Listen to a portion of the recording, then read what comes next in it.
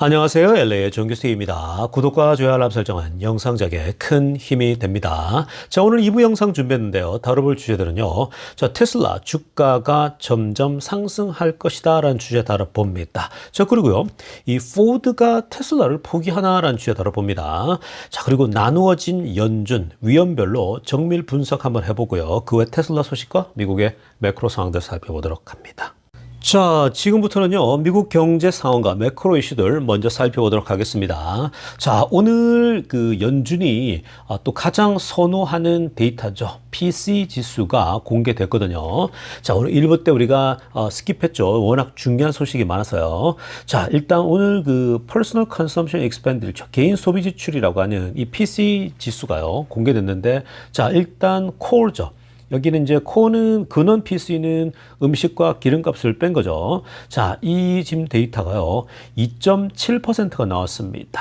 자, 2.7인데 예측치가 얼마냐면 2.6이었어요. 빨간색으로 하이라이트한 부분요. 그래서 경작자들이 전반적으로 2.6을 봤는데 조금 더 0.1이 더 높게 2.7이 나왔습니다. 자, 그리고 이것은 사실 지난 4월 달이 2.6이 나왔거든요. 자, 그 4월 달 2.6보다도 또 0.1% 정도 조금 오른 모습이다라고 보시면 되겠습니다. 이 정도면요. 지금 0.1 정도 올랐으니까 생각보다 시장에 대해서요. 굉장히 시장은 이 믹스드 필링이죠. 그러니까 굉장히 혼란스럽게 이걸 해석하더라고요. 자, 그 다음에 이따가 한번 들여다보고요. 그 다음 전체 오버롤 PC 보십시오. 전체 이제 기름하고 다 포함한 겁니다. 이건요 2.3%가 나왔어요. 근데 월가 예측치가 이 소위 말해서 이제 2.3, 2.2 정도였는데 그것보다 조금 이제 높게 나왔죠. 그러니까 여러분 여기서 재미난 건 뭐냐면 자, 일단 기름값하고 이 음식값을 다 합쳤을 때 그게 오버롤 PC인데 그건 2.3이 나온 거예요. 이것도 지난번에 2.2니까 이제 뭐 이거 별 차이 없는데 거의 2%대 붙어 있지 않습니까? 자, 이게 사실은 그 재미난 게 그동안 기름값이 많이 빠졌잖아요. 그게 트럼프의 공이라고 말씀드렸죠. 트럼프가 사우디랑 워낙 그 친하게 지내면서 잘 협상을 한 거죠. 자, 그래서 기름값이 많이 떨어져요. $10 이상 떨어져 있다? 그게 전반적으로 영향을 미치는 거예요. 이 오일이라고 하는 건 단순히 원유 가격만 해당되는 게 아니라 뭐 플라스틱이랄지 옷 만들 때랄지 모든 기업에 다 들어간다고 했지 않습니까? 그렇기 때문에 오일의 영향은요, 굉장히 강합니다. 그래서 오일 여기 내려갔다라고 하는 건요, 전체 물가 지수를 떨어뜨릴 수밖에 없는 거거든요. 그러니까 일단 오일하고 다 포함했을 때 2.3이다? 이 정도면 2.2나 2.3이나 나쁘지 않는 겁니다. 자, 그리고 오일을 제외하니까 오히려 또 올라가 버리죠. 원래 보통 더 내려와야 되거든요. 보통 때는요. 근데 지금은 오히려 더 올라갑니다. 그만큼 기름값 영향이 컸는데 많이 떨어진 거죠. 자, 그래서 이 지점에서는 재밌게 봐야 될 지점 뭐냐면요. 가장 중요한 거는 생각보다 지금 그 관세 영향이 적다라는 거예요. 자, 여러분, 관세 영향이 지금 이쯤 되면 나와야 되거든요. 근데 오늘 공개된 자료 보면요. 이게 지금 2.7밖에 안 됐다? 월가 예측치 2.6인데? 이 정도면요. 나쁘지가 않아요. 그러니까 지난번하고 아래쪽 왼쪽 그래프 한번 보시기 바랍니다. 그래프 보면요. 거의 2%대 중반까지 내려왔던 게 거의 그냥 일직선으로 움직이고 있어요. 그러니까 지금 최근에 내려가려다가 살짝 오른 거거든요. 0.1 정도? 그러니까 이게 관세의 영향이 생각보다 안 커다라는 거예요. 원래 관세 충격으로 엄청 올라갈 줄 알았더니 생각보다 굉장히 지금 less 이 effect 하다고 하는 거거든요. 이거는 굉장히 긍정적입니다. 이게 오늘 일부 때 연준 멤버들 중에 이 어떤 금리 인하를 조기 말고 나중에 하자, 가을에 하자라고 하는 그 샌프란시스코 데일리 의원이 있죠. 그 의원이 그렇게 얘기하지 않았습니까? 전반적으로 괜찮은데, 그리고 관세가 생각보다 물가 상승에 영향을 덜 주고 있다. 본인들이 예상했던 것보다. 그러나 그럼에도 불구하고 금리 인하는 가을께로 하는 게 낫겠다. 이렇게 얘기했지 않습니까? 그러니까 그 사람 말이 맞아요. 그러니까 연준 멤버들도 조심스럽게 보고 있는데 관세가 생각보다 물가 압박을 적게 하고 있다는 겁니다. 그러니까 이거는 트럼프가 계속해서 이 연준 의장 파월 파월을 압박하는 이유도 여기에 있는 겁니다. 아니, 관세가 물가 상승에 그렇게 영향 안 주는데 왜 이렇게 지레 겁먹냐는 거죠. 그러니까 자꾸 바보 같다고 멍청하다고 욕을 자꾸 하는 거거든요. 트럼프 입장에서는요. 근데 어찌됐건 연준 쪽에서는요, 책임을 자기들이 져야 되잖아요. 만약에 정말로 이 관세가 하다가 어느 누적대가 폭발해 버리면 물가가, 근데 그게 금리도 내렸어요. 그렇게 되면 물가가 거침없이 올라버리면 본인들이 또 걷잡을 수 없는 욕을 들어 먹거든요. 그러니까 관료 출신들은요, 조심스러울 수밖에 없어요. 그러니까 이 제롬 파월이나 연준 멤버들은요, 항상 조심스럽게 움직입니다. 이게 관료들의 전형적인 모습이거든요. 그래서 여기서 중요한 포인트는 관세가 생각보다 물가 압박에 적은 영향력을 주는구나라는 거. 이거는 굉장히 긍정적인 요소로 파악됩니다. 자, 이어서 살펴볼 소식도 굉장히 중요한 우리가 데이터가 될 것 같습니다. 자, 지금 제가 그동안 계속 말씀드렸듯이 연준 안에서 금리 인하에 대해서 의견이 나누어지고 있다고 말씀드렸죠. 이제 이게 사실은 굉장히 중요한 이제 우리가 터닝 포인트에 있는 거거든요. 지금까지 이렇게 나눠진 적이 없어요. 연준 멤버들요, 거의 대다수가 금리 인하는 아직 아니야, 아니야 이렇게 얘기했거든요. 아직 금리 내릴 때 아니야라고 했는데, 자, 지금 보십시오. 이렇게 이제 다 드러났습니다. 연준 멤버들 중에 금리를 내리자, 빨리 내리자라고 하는 쪽이 오른쪽에 있는 사람들이야. 더비한 거야. 그러니까 이 더브가 비둘기적이잖아요. 그러니까 더비시한 거고요. 그 빨리 이제 내리자라는 거고. 그 다음에 이 매파적인 사람들 있죠. 왼쪽 편에 있는 사람들입니다. 그리고 중립 구간에 있는 사람들 있죠. 이게 이제 뉴트럴이거든요. 그러니까 지금 일단 중요한 거는 좌냐 우냐 요거만 지금 봤을 때에 어찌됐건 더비시하게 지금 하자는 사람들이 숫자가 5명, 그러니까 금리 내리자는 측면에, 그리고 아니다 아직까지 금리 내릴 때 아니야라는 허키시하게 매파적인 사람들이 8명이나 되는 거예요. 그러니까 사실 나눠지긴 나눠졌는데 아직까지는 숫자가 8대 5입니다. 중립은 일단 빼놓고요. 그러니까 8대 5로 인해서 아직까지는 지금 이 금리 내리자는 사람들이 좀 더 적어요. 자, 여러분, 근데 이제 이걸 보면서 우리가 몇 가지로 이제 해석을 좀 해야 되는데요. 자, 일단은 자, 긍정적인 거는 뭐냐? 긍정적인 거는 이렇게 나눠졌다라는 것 자체가 긍정적인 거예요. 지금까지는 한 번도 금리를 내리자는 사람이 없을 정도로 거의 대부분이 너 아직 멀었어, 아직 아니야, 응 아니야 라고 계속 얘기했거든요. 대부분이 다 그쪽으로 쏠려 있었어요. 근데 이번에 보니까 완전 반반 나눠진 겁니다. 그래서 이 정도면 거의 진짜 반반이지 않습니까? 굉장하죠. 그러니까 금리 내리자는 사람이 5명이나 지금 와 있기 때문에 여기서 지금 한 2명만 도와버리면요, 7대 6이 되겠죠. 그 2명만 옮겨버리면 되는 거예요. 이 소위 허키시안 쪽에서요. 아니면 뭐 중립 구간에 있는 사람들이 다 중립으로 뒀다가 이 중에 2사람만 넘어가 버리면 3사람만 넘어가면 이제 8대 8이 되겠네. 그죠? 그러니까 여기 중립에 있는 사람들이 한 4명은 넘어가야 이제 9대 8이 되니까 이제 결정을 날 수가 있는 겁니다. 근데 지금 여러분, 이게 결국은 시간이 조금 더 지나면요, 이 말은 결국은 뭐예요? 가을께로 넘어갈 확률이 높다라는 거죠. 일단 8대 5기 때문에 조만간에 빠르게 금리 내리기는 아직까지도 조금 요원하다라고 볼 수 있겠죠. 그러니까 트럼프 대통령이 계속 그 제롬 파월에게 내려라고 하지만 지금 이 연준 안에서 이렇게 팽팽하게 아직도 안 돼라고 하는 사람들이 조금 더 많다라는 거예요.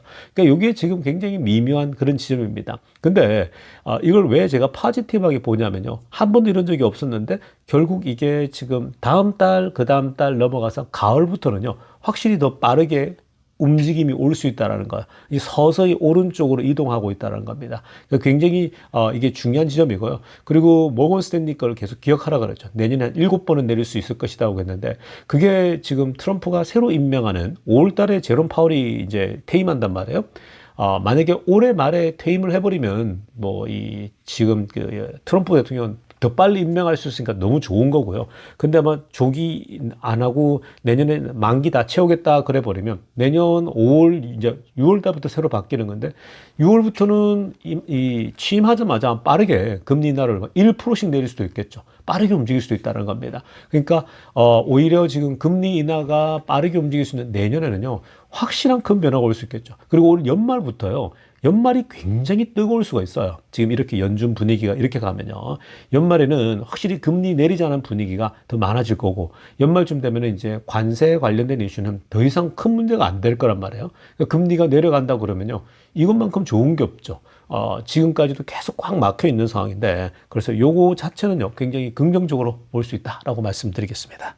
자, 이어서 살펴볼 소식도요, 미국 부동산 관련된 소식인데, 자, 이게 지금 금리와 모든 게 다 연결되어 있습니다. 지금 여러분, 트럼프 대통령이 금리 인하를 계속 요청하는 건요, 많은 부분에 사실 이유도 있지만, 본인이 부동산, 소위 말해서 대가지 않습니까? 부동산으로 사실, 이 재벌급으로 올라선 건데, 지금 부동산이요, 미국 부동산이 꽉 막혀 있어요. 한국은 지금 뭐 뜨거워졌다면서요. 근데요, 지금 미국은 꽉 막혀가지고요, 거래 자체가 지금 안 되고 있는 상황입니다. 그러니까 아예 거래가 안 되고요, 꽤 오래됐습니다. 그래서 부동산 업자들도 지금 손가락 빨고 있는 사람 많고요.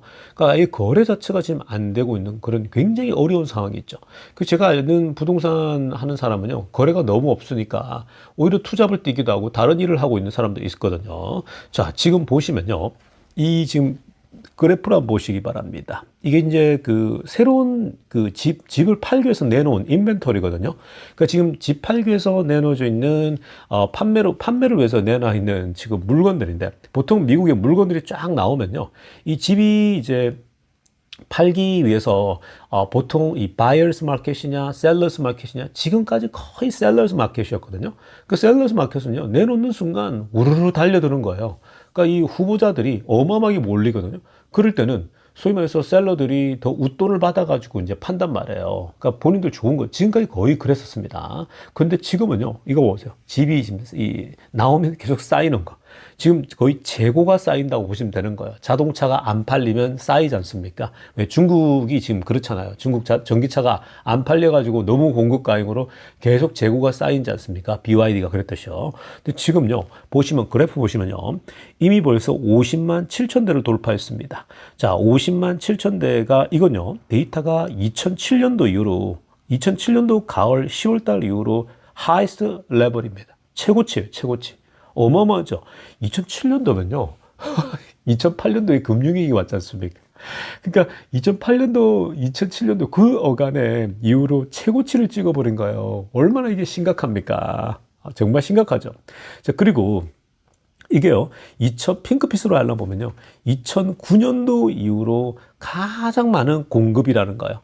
그러니까 이 판매를 위해서 집이 이제 시장에 나오는 걸 공급이라고 할 수 있지 않습니까? 그러니까 이미 갖고 있는 사람들이 팔려고 하는 사람이 내놨는데 이게 공급인데, 이 공급도 2009년도에 최고치인 거예요. 그 사실 2008년도, 2009년도에 쭉 지금 엄청 이제 소위 말해서 이제 집이 이렇게 계속 싸지면서 이렇게 내려온 거거든요. 근데 지금 보시는 것처럼 이렇게 심각해진 겁니다. 자, 지금 어찌됐건 역대급으로 지금 올라 있는 상태인데, 이게 왜 그래요? 이게 바로 가장 큰 이유는요, 이게 이제 두 가지인데, 일단 금리가 너무 높아요. 지금은요, 그러니까 이 집을 살려고 하더라도 이전에 비해서 소위 2021년, 2020년, 21, 22 이때랑 비교했을 때에 거의 뭐 지금 2배 이상 몰기지를 내야 되는 거예요. 그렇게 누가 감당할 수 있겠습니까? 요즘 이게 이제 왜 금리 때문에 더 높냐면은 집 가격은 또 엄청 오른 상태거든요. 집 가격이요, 최고치예요. 거의 지금 완전히. 그러니까 사람들이 지금은 집 사기 위해서는요, 수입이 어마어마하게 되는 거예요. 지금 웬만한 젊은 친구들이 옛날에는 대기업 들어가면 이제 좀 지나서 집을 살 수가 있었단 말이에요. 근데 지금은 아예 감당이 안 돼요. 제 아는 친구도 보니까, 이 엔비디아 다니는 친구가 있는데, 그 친구는요, 결국 여기서 집도 못 사고, 결국 지금 라스베가스 가서 집을 사더라고요. 그게 지금, 여러분, 라스베가스는 LA의 한 반값도 안 되죠. 한 3분의 1 값 정도밖에 안 된단 말이에요, 집 가격이. 그러니까 그런 데 가서 밖에 살 수 없는 거예요. 이전하고는 완전 다르죠. 그러니까 집 가격이 정말 많이 오른 그런 상태입니다. 그러니까 나온 집을 누가 이게 감당하겠습니까? 높은 금리에. 감당이 안 되는 거죠. 어쨌든 지금 상황이 굉장히 안 좋기 때문에 트럼프는 계속 푸시하는 거죠. 금리가 내려주면, 기준금리 오늘 1%까지 내리자 그랬지 않습니까? 1% 내리면요, 모기지 금리가 2, 3%대로 오거든요. 이러면 막 너도 나도 집 거래가 어마어마하게 잘 될 거예요. 막 사람들이 나도 사고 너도 사가면서 그러면서 이제 집이 거래가 돼야 되는데 지금은 아예 거래가 딱 스탑이 된 거죠. 굉장히 기이한 현상입니다. 자, 그래서 지금 그러다 보니까 집이 쌓여 있다 보니까 팔아야 될 사람들은 어떻게든 팔아야 되잖아요. 예를 들면 부모님이 돌아가셨거나 뭐 아니면 부모님이 이제 더 이상 큰 집을 이걸 꾸릴 수가 없어요. 그래서 그 큰 집들을 이제 결국 내놓고 작은 집으로 이사 가야 되는데 팔려야지 가죠. 안 팔리니까. 그러니까 지금 이런 현상들이 계속 나오다 보면 집 가격을 깎겠죠. 이 파는 사람들이 집 가격을 5만 불도 내리고 3만 불도 내리고 10만 불도 내리고 이래서 야 빨리 사주기나 사주면 좋겠다 이렇게 가고 있는 겁니다. 그러니까 아무튼 지금은요 굉장히 부동산이 막혀 있는데 금리가 내려야지 이것도 풀립니다. 자, 지금부터는요, 테슬라 소식 집중적으로 들여다보겠습니다. 자, 가장 먼저 살펴볼 소식은요, 자, 오늘 일부 때 우리가 그 테슬라가 세계 최초로 공장에서 이 커스터머, 고객 집까지 자동차가 배달되어지는데 보통 사람이 운전수가 와서 이제 배달해주고 가지 않습니까? 아니면은 직접 뭐 픽업을 하든 그런 방법을 쓰게 되는데 자, 오늘은 공장에서 나오자마자 그 자동차가 자율주행으로 이 주문을 미리 넣어두신 그 고객에게 고객 집 앞까지 자동차가 도착해 갑니다. 자, 그 과정을 오늘 그렇게 한다 그랬는데 그 영상을 이 머스크도 공개한다 그러지 않았습니까? 조만간에 영상이 편집되어서 나올 거다라고 그랬는데 자, 드디어 영상이 공개됐습니다. 저도 이걸 다 봤거든요. 여러분들도 이 테슬라 이 치고 들어가 보면요. 3분짜리 영상이 짧게 딱 정리돼 가지고 압축적으로 나옵니다. 한번 보시면 되는데요. 자, 근데 이 테슬라의 딜리버리 과정 쭉 보면요. 정말 놀랍습니다. 일단 한번 보시면요. 지금 이게 공장에서 빠져나오는 장면인데 아래쪽에 조그만 그 네모에 보면은 이제 공장, 저기 창고에서 나오는 거 보이시죠? 이때부터 아예 소위 말해서 드라이버가 없어요. 말 그대로 오른쪽 왼쪽 다 없습니다. 로보택시랑 다르죠. 로보택시는 뭐예요? 오른쪽 편에 사람은 앉아 있었지 않습니까? 자, 그거는 이제 혹시나 하는 사건이 때문에 커머셜이기 때문에 그럴 수밖에 없었던 거고. 근데 이번에 아예 공장에서 지금 그 이 커스터머까지 간다? 여러분 이거 자체가요. 빠져나와서 옛날에는 이 파킹락까지 갔잖아요. 그러니까 이 배달하기 위해서. 근데 이제는 아예 여기 나와서 그냥 그 주인의 고속도로까지 다 타버리거든요. 지금 여기 차가 나가잖아요. 사진에 보면. 그러면 오른쪽으로 이제 턴을 해요. 오른쪽이든 왼쪽이든 오른쪽 턴해가 쭉 빠져나가요. 그래 가다 보면요. 이제 도로로 빠져나가는 게 나오거든요. 기가 텍사스 공장에서 빠져나와서 이제 프리웨이, 이 소위 고속도로를 탑니다. 고속도로 쫙 타고 가요. 아무 문제 없이. 사실 고속도로는 더 쉬운 도로거든요. 그러니까 오히려 그 도심보다도요. 그래서 오늘 보시면 이 테슬라가 초록색으로 하이라이트하고 보세요. Drove itself from a gigafactory to Texas to its new owner's home 30 minutes away라고 하는 거예요. 그러니까 한 30분 거리였대요. 이게 적은 게 아니거든요. 그러니까 미국에서 차로 이게 70마일, 72마일도 찍고 갔다는데 이게 뭐 30분이면 그렇게 적은 건 아니거든요. 꽤 사실 거리가 있는 편이죠. 그래서 30분 동안 공장에서 직접 텍사스 어스틴까지 갔다. 참.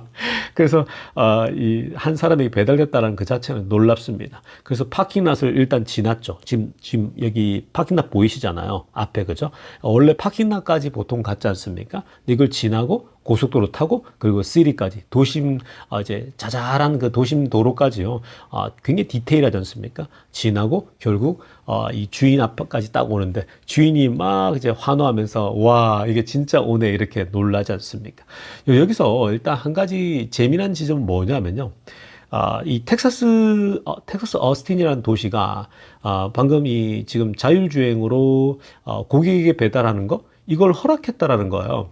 그러니까 이게 허락이 되어지기가 쉽지 않거든요. 누가 허락하겠습니까? 말도 안 되는 일이잖아요. 그러니까 이걸 허락을 할 수가 없어요, 원래. 왜냐면 시에서 사고 나면 어떡할 건데 사람이 타고 있어야지 이럴 수 있거든요.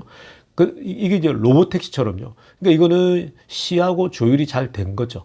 사람 안 타고도 가는 거를 이제 보여주면서. 그러니까 이런 건요, 엄청난 거죠. 이런 그 영상 데이터가 공장에서 고객에게 가는데 전혀 문제 없이 이 배달이 되는 걸 보면요. 이거는 시에서는 환호하겠죠. 앞으로는 말 그대로 이제 공장에서 계속해서 이 주문자들에게 아예 공장에서 다 보내버리는 거죠. 그렇게 해서 배달이 이제 이루어질 수 있는 겁니다. 사실 이 굉장한 일이 일어난 거고요. 여기서 사실 이 재미난 지점은요. 이게 이제 사실은 이 부분에 대해서 언론들이 얘기도 많이 하고 그래야 되는데요. 너무 조용해요. 그러니까 정말 놀라울 정도로 조용합니다. 그러니까 이거는 지금 메이저 언론도 그렇고 지금 다른 이쪽도요. 사실은 이 테슬라가 공장에서 이 고객에게 직접 배달됐다는 건 사실 지금 우리 이 테슬라들하고 알 사람들만 이걸 알고 있는 거지. 지금 뭐 레거시 미디어랄지 다른 쪽은요. 너무 지죽은 듯이 조용해요. 이 놀라운 일이거든요. 오히려 이제 이게 로보택시가 먼저 나오고 오다 보니까 묻혔을 수도 있는데 사람들이 오히려 덜 관심 가지는 거죠. 그리고 놀랍지만 얘기를 안 하죠. 왜? 굳이 테슬라를 막 광고해 줄 필요 없는 거잖아요. 그러니까 지금 언론사들은요, 테슬라가 자기네들에게 광고를 주고도 안 하는데 뭐하러 우리가 애써서 광고해 주냐는 거야. 그러니까 언론들은요, 안 좋은 소식들. 여러분, 뉴스라는 게 원래 안 좋은 소식과 좋은 소식을 전하는 거잖아요. 근데 보통 뉴스의 대부분, 그러니까 상당수가 bad 뉴스입니다. 그러니까 안 좋은 소식을 많이 전해요. 그래 사람들이 많이 보고 또 사람들이 신기해하고요. 그래서 뭐 사고 소식이나 이런 것들도 많이 전하거든요. 꼭 테슬라가 부딪히면 테슬라 자동차가 오늘 부딪혔다. 이런 식으로 얘기를 하고 뭐 그런 건데. 자, 어찌됐건 이렇게 성공한 얘기를 굳이 언론에서 뭐하러 떠듭니까? 기자들도 관심도 없고 뭐 하든지 말든지 테슬라가 관심 없잖아요. 광고를 해줄 이유가 없는 거잖아요. 그러니까 이런 지점에서는요. 얘기를 안 하죠. 굳이 기자들이 나서서 할 필요도 없는 거고 오히려 기자들은 그냥 로보택시가 뭐 벌벌 떨렸다. 데뷔를 했는데 문제가 생겼다. 이 얘기만 하지 않습니까? 여러분들이 그걸 잘 아셔야 됩니다. 그런 소식이 전부 다 뭐예요? 한국 언론들이 갖다 뺏겨 쓰지 않습니까? 그러니까 한국 언론들은 뭐라고 하겠어요? 안 좋은 소식만 계속 도배되겠죠. 그게 악순환이 되는 거예요. 그래서 제가 여러분들에게 언론을 보면서도 특히 이제 기술 쪽 영역은요. 기자들이 알 수가 없잖아요. 공부를 안 하면. 오히려 여러분들이 훨씬 더 많이 안다고 말씀드렸죠. 이 기술 영역은. 그러니까 오랫동안 여러분들이 이 기술을 봐오고 있기 때문에 훨씬 잘 알 수 있죠. 자, 그런데 여러분 제가 계속 말씀드리지만 실망할 필요 없어요. 그렇다고요. 언론들이 안 다뤄준다고 실망할 필요 없어요. 결국 로보택시로 점점 더 이제 확장되면서 돈을 벌게 될 거예요. 점점 더 돈을 벌고 더 많이 그리고 이제 우리가 지금 10대인데 이제 100대, 500대, 1000대, 10,000대 이렇게 늘려가는 게 나오잖아요. 그러면 그게 늘려지면 질수록 다른 도시로 확장하면 확장할수록요. 여러분들이 감당할 수 없을 정도로 주가는 점점 오르게 될 겁니다. 주가가요. 점진적으로 막 오르는 게 아니라 가다가 갑자기 막 J자로 쫙 위로 올라가 버린다고요. 그럴 때가 옵니다. 지금 사람들이 이 기관들도 그렇고 아직까지는 정신을 못 차리고 있는데요. 이건 지금 정말 놀라운 일이거든요. 세계사적인 일이거든요. 근데 이게 언론에서 안 다룬다? 그건 다 계획이 있고 의도가 있는 거죠. 자, 이어서 살펴볼 소식은요. 지금 포드의 CEO가 테슬라의 방식과 웨이모의 방식 중에 무엇이 더 낫냐라는 질문을 받고서요. 자, 놀랄만한 답변을 했습니다. 자, 우리 한번 차근차근 들여다보려고 하는데요. 자, 오늘 포드 CEO가 짐 팔리가 이번에 왜 테슬라 로보택시가 데뷔했잖아요. 본인도 영상으로 다 보고 했겠죠. 자, 그런데 위에 빨간색으로 알아보세요. 웨이모 approach to self-driving. 자, 웨이모의 자율주행에 대한 접근 방식이 makes more sense than Tesla라는 거예요. 그러니까 테슬라보다도 훨씬 더 make sense 하다라고 얘기를 합니다. 그러니까 본인들에게는 지금 이 웨이모 방식이 훨씬 더 우리 포드에겐 맞는 것 같다 이 얘기를 하는 거거든요. 저 그러면서 he talked to Elon Musk but decided LiDAR was important to the picture라고 합니다. 그러니까 일론 머스크랑도 얘기를 했대요. 얘기를 했는데 결국 본인들이 결정하기를 라이다가 굉장히 중요할 것 같다라고 얘기를 했거든요. 자, 짐이 노란색으로 하려다가 보세요. When you have a brand like Ford 들어갑니다. 자, 지금 여기서는 이제 본인들 브랜드 네임을 얘기합니다. 자, 포드 같은 브랜드. 자, 포드가 사실은 뭐 별것 우리가 기업 성장성이랄지 이런 거 보면 형편 없거든요. 그러니까 사실은 투자할 기업은 아니에요. 근데 포드가 역사가 있고 전통이 있잖아요.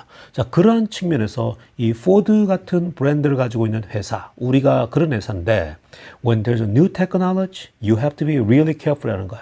그러니까 포드 같이 전통이 오래된 큰 기업은 결국 새로운 기술을 얘기할 때, 새로운 기술을 소위 접목할 때에 you have to be very really careful이라는 것. 정말 조심스러워야 된다라는 거죠. 그러니까 이 소위 말해서 이제 어떤 기술을 도입할 때에 아무렇게나 뭐가 좋다고 해서 덥석덥석 물 수가 없다라는 거. 굉장히 신중하게 기업 전체를 고려할 게 많다라는 거죠.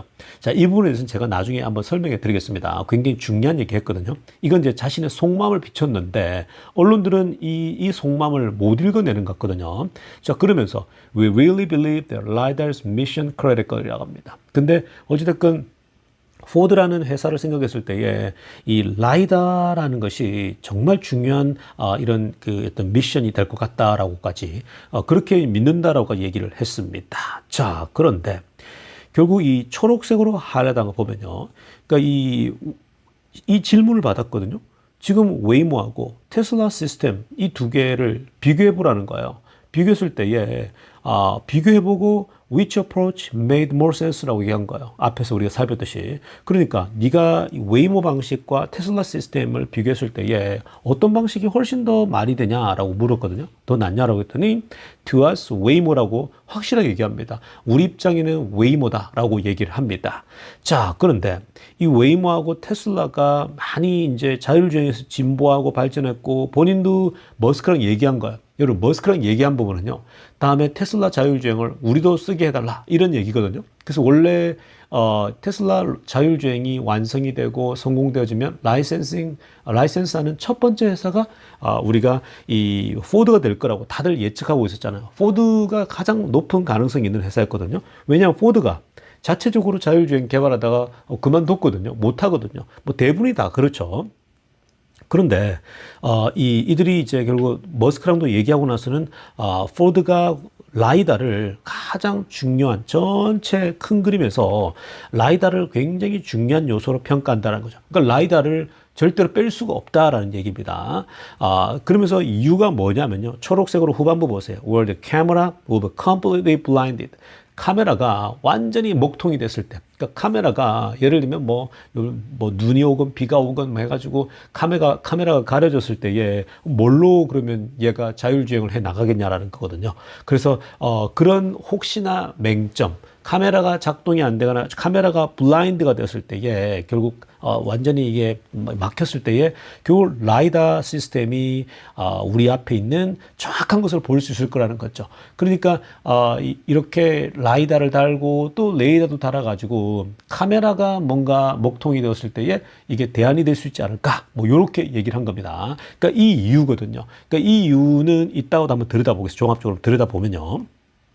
자, 어찌됐건 포드는 뭐라고 합니까? It plans to partner with the self-driving software company once technology is further along 이라고 합니다. 그러니까 일단 포드는요, 뭘 얘기했냐면 아직 뭐 웨이모를 완전 결정한 건 아니지만 지금 현재까지는 웨이모가 make sense 하고, 그리고 앞으로 자율주행 소프트웨어 회사와 계속 파트너십을 맺어갈 거라는 거죠. 결국 이 파트너십은 이 위에 이제 달고 있는 루미나 있지 않습니까? 루미나가 이 라이다를 제공하거든요. 근데 루미나 주가는 이 얘기가 나왔는데도 주가는 폭락하더라고요. 오히려 지금 2불 때까지가 내려왔지 않습니까? 자, 여러분, 제가 여기서 종합적으로 정리를 해드리겠습니다. 이런 내용만 보면 또 언론들은 아마 주말이나 월요일부터 한참 떠들어댈 겁니다. 뭐냐면 포드가 테슬라를 포기했다 이런 식으로 나올 겁니다. 테슬라 알려지기로는 뭐 포드가 테슬라의 자율주행을 라이센스 하기로 했는데 포기하고 오히려 웨이모로 갈아탈 것 같다 이런 거 나오거든요. 그러면서 돌려가기를 하는 거죠. 역시 테슬라의 한계다. 뭐 로보택시를 보면서 얘가 실망했다. 뭐 이런 식으로 해가지고 막 또 얘기가 퍼져 나올 겁니다.